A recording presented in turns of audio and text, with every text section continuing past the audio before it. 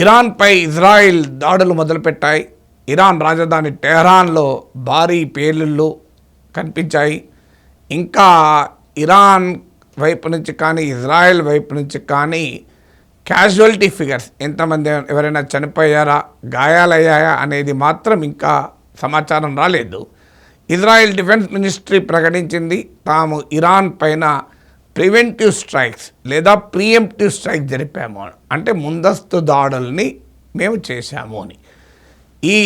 ఈ దాడులకు ప్రతీకారంగా ఇరాన్ కూడా అటాక్ చేయవచ్చు అని భావిస్తున్న ఇజ్రాయెల్ దేశంలో ఒక రకంగా ఎమర్జెన్సీని ప్రకటించింది.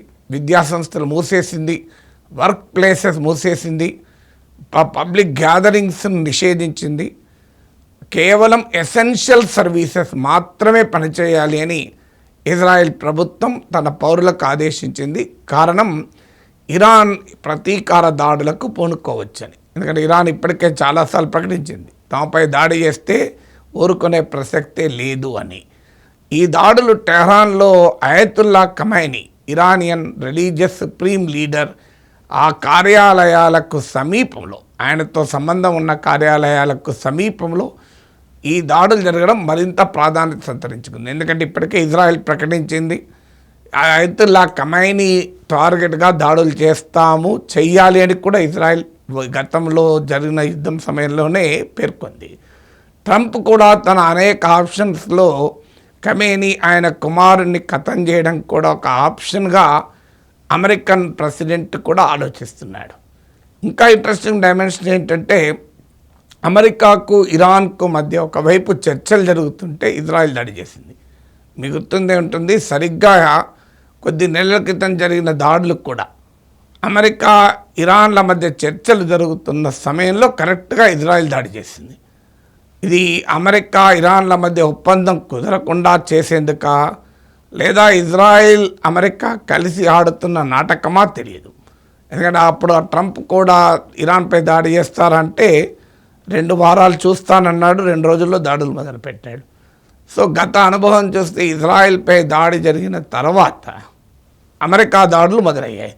సో ఇప్పుడు కూడా ఇజ్రాయెల్ దాడుల తర్వాత అమెరికా దాడులు మొదలవుతాయా కూడా చూడాలి. ఇరాన్ తన న్యూక్లియర్ యాక్టివిటీని పూర్తిగా ధ్వంసం చేయాలి, తన దగ్గరున్న న్యూక్లియర్ మెటీరియల్ను దేశం బయటికి పంపించాలి, శాశ్వతంగా అణు కార్యక్రమాన్ని వదిలివేయాలి, తన మిసైల్ కెపాబిలిటీని పూర్తిగా నాశనం చేయాలి అన్నది ఇజ్రాయెల్ కండిషన్.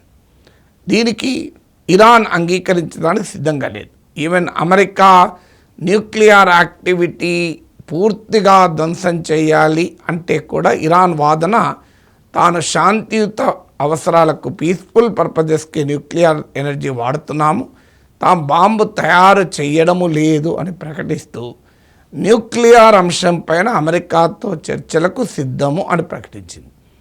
కానీ మిసైల్ కెపబిలిటీని నాశనం చేసుకోవటానికి ఇరాన్ సిద్ధంగా లేదు. ఎందుకంటే ఇరాన్కున్న 2 మిలిటరీ స్ట్రెంగ్త్లు, ఒకటి న్యూక్లియర్ ప్రోగ్రామ్, 2 మిసైల్ టెక్నాలజీ. ఆ రెండింటినే వదిలివేసిన తర్వాత ఇరాన్ పరిస్థితి ఏమవుతుంది ఇరాన్కు తెలుసు. అందువల్ల మీకు ఇరాన్ ఈ రెండింటికి సిద్ధంగా లేదు. కనీసం న్యూక్లియర్ అంశం పైనైనా టాక్స్కు సిద్ధంగా ఉంది, కానీ మిసైల్స్ అంశంలో టాక్స్ కూడా ఇరాన్ సిద్ధంగా లేదు. న్యూక్లియర్ అంశం పైన అయితే గతంలో కూడా ఒబామా ప్రెసిడెంట్గా ఉన్నప్పుడు అమెరికా ఇరాన్ల మధ్య న్యూక్లియర్ డీల్ కుదిరింది. ట్రంప్ వచ్చాక దాన్ని రద్దు చేశారు. అందువల్ల మరోసారి అమెరికాతో న్యూక్లియర్ డీల్కి ఇరాన్ సిద్ధమని ప్రకటించింది. ఇరాన్ న్యూక్లియర్ డీల్ నుంచి మేము కాదు బయటకు వచ్చింది, అమెరికానే బయటికి వెళ్ళిపోయింది కనుక మరోసారి న్యూక్లియర్ టాక్స్కి సిద్ధం అని ఇరాన్ వాదన. కానీ మిసైల్ శక్తిని వదులుకోవటానికి మాత్రం సిద్ధంగా లేదు. ఎందుకంటే Iran is a very big missile power కూడా. సో అందువల్ల ఈ చర్చలు ముందుకు సాగకుండా ఉండటానికి కారణం ఫండమెంటల్ క్వశ్చన్స్ పైన ఇరాన్కు, ఇజ్రాయిల్, అమెరికాలకు మధ్య అవగాహన కుదరడం కష్టంగా ఉంది. ఈలోగా ఇరాన్పై దాడి చేయవద్దని Saudi Arabia, United Arab Emirates లాంటి దేశాలు అమెరికాకు, ఖతార్ ఇలాంటి దేశాలు అమెరికాకు సలహా ఇస్తున్నాయి. ఎందుకంటే ఒకవేళ మీరు దాడి చేయాలనుకున్నా మా గగనతలాన్ని, మా స్కైస్ని ఉపయోగించుకోనివ్వము అని కూడా పేర్కొన్నారు. ఈవెన్ యూకే కూడా ఇరాన్పై అమెరికా గనక ముందస్తు దాడులు చేస్తే అది ఇంటర్నేషనల్ లాకు ఉల్లంఘన, అంతర్జాతీయ చట్టాల ఉల్లంఘన అని యూకే ప్రకటించింది. ఈవెన్ యూకే కూడా అమెరికాతో సహకరించడానికి సిద్ధంగా లేదు ఈ అంశం ఇరాన్పై యుద్ధం విషయంలో. మరి ఇప్పుడు అమెరికా కాకుండా ఇజ్రాయిలే ప్రియంప్టివ్ స్ట్రైక్స్ ముందస్తు దాడులు చేస్తే ప్రపంచం ఎలా రియాక్ట్ అవుతుందో చూడాలి. ఇంకా ఇప్పుడిప్పుడే దాడులు జరుగుతున్నాయి కనుక రియాక్షన్ పూర్తిగా ఇంకా రాలేదు. ఇక ఇజ్రాయెల్ వాదన మేము దీన్ని ప్రివెంటివ్ స్ట్రైక్స్ అంటున్నారు. దేన్ని ప్రివెంట్ చేయడానికి, ఎందుకు ముందస్తు దాడులు అంటే ఇజ్రాయెల్ వాదన ఏంటంటే అమెరికా కనుక ఇరాన్పై దాడి చేస్తే ఇరాన్ ఇజ్రాయెల్పై దాడి చేసే అవకాశం ఉంది కనుక దాడిని నివారించేందుకు మేము అటాక్ చేస్తున్నాం అంటున్నారు. చూడండి, విచిత్రం ఏంటంటే ఇరాన్ దాడి ఇజ్రాయెల్ పైన చేయదాన్ని ఆపాలి అంటే అమెరికా దాడి చేయకపోతే ఆగిపోతుంది. కానీ అమెరికాకు దాడులు చేయొద్దని చెప్పడం లేదు. మీరు దాడులు చేయండి, కానీ ఇరాన్ మా పైన దాడులు చేసే అవకాశం ఉంది కనుక దాడులు చేయకుండా మేము ముందుగానే దాడులు చేస్తున్నామని చెప్తున్నారు. ఇప్పటివరకు ఇరాన్ వైపు నుంచి ఏ ప్రొవకేషన్ లేకపోయినా ఇజ్రాయెల్ ఏకపక్షంగా దాడులు చేస్తుంది. అందుకే Saudi Arabia, United Arab Emirates, Qatar లాంటి దేశాలు వాస్తవానికి ఇరాన్ పట్ల వాళ్ళకేం ప్రేమ లేదు. ఇరాన్కు సౌదీ అరేబియాకు మధ్య చాలా కాలం వైరం కూడా ఉంది. ఇటీవలనే చైనా మధ్యవర్తిత్వంతో సౌదీ ఇరాన్ల మధ్య ఒప్పందం కుదిరింది. కానీ ఇరాన్ ఉండడం వల్లనే ఇజ్రాయిల్కు కాస్తైనా కళ్ళం వేయగలిగామన్నది అరబ్ దేశాల భావన. ఒక్కసారి ఇరాన్నే ఎలిమినేట్ అయితే అరబ్ దేశాల భద్రత ఇజ్రాయిల్ చేతుల్లోకి వెళ్ళిపోతుంది. ఇటీవల ఖతార్ పైన ఇజ్రాయిల్ దాడి చేసిన అనుభవం కూడా ఈ దేశాలకు ఉంది. ఖతార్ అమెరికాకు మిత్రదేశమైనా అమెరికాకు చెప్పకుండా ఇజ్రాయిల్ దాడి చేసింది. అయితే అమెరికాకు ఇజ్రాయిల్ను నివారించడంలో ఏం రకమైన పాత్ర పోషించలేకపోయింది. తర్వాత ఇజ్రాయిల్ క్షమాపణ చెప్పింది, కానీ దాడి అయితే జరిగింది.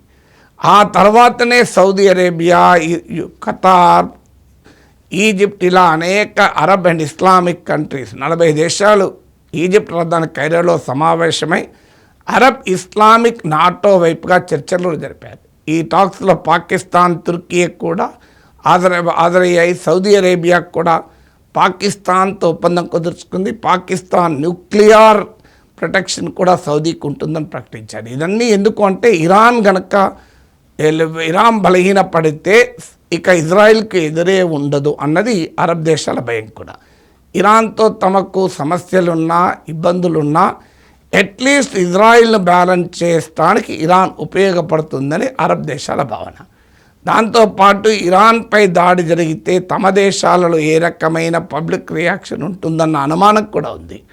అందువల్ల ఇప్పుడు we have to wait and see. Israel ఈ దాడులు కంటిన్యూ చేస్తుందా, ఇరాన్ ప్రతీకార దాడులు చేస్తుందా, ఇరాన్ ప్రతీకార దాడులు చేస్తే మళ్ళీ ఇజ్రాయిల్ స్పందించకుండా ఊరుకుంటుందా, ఇది రీజనల్ వార్గా రూపాంతరం చెందుతుందా, ట్రంప్ ఏ నిర్ణయం తీసుకుంటాడు. ఇప్పటికే USS Abraham Lincoln, USS Gerald Ford అని 2 భారీ వార్షిప్లను అక్కడ మోహరించి ఉన్నాడు. సో అప్పుడు ఈ ఇతర దేశాలు ఏ రకంగా రియాక్ట్ అవుతాయి, ఇవన్నీ కూడా యాజ్ ఆఫ్ నౌ క్వశ్చన్సే. సో ఇది ఎంతకాలం ఈ ఘర్షణ కొనసాగుతుంది అనేది కూడా ఆందోళనకరంగానే ఉంది. ఇంతవరకు నేను ఈ వీడియో చేసే టైంకి అమెరికా కానీ ప్రపంచంలో పెద్ద దేశాలు ఏవి ఇంకా రియాక్ట్ కాలేదు. సో అందువల్ల ఈ దాడులు సింబాలిక్గా లేదా సీరియస్ అటాక్స్గా ఉంటుందా కూడా చూడాలి. బట్ సిచ్యువేషన్ మాత్రం చాలా వొలటైల్గా మారింది, ప్రమాదకరంగా మారుతోందని మాత్రం చెప్పవచ్చు.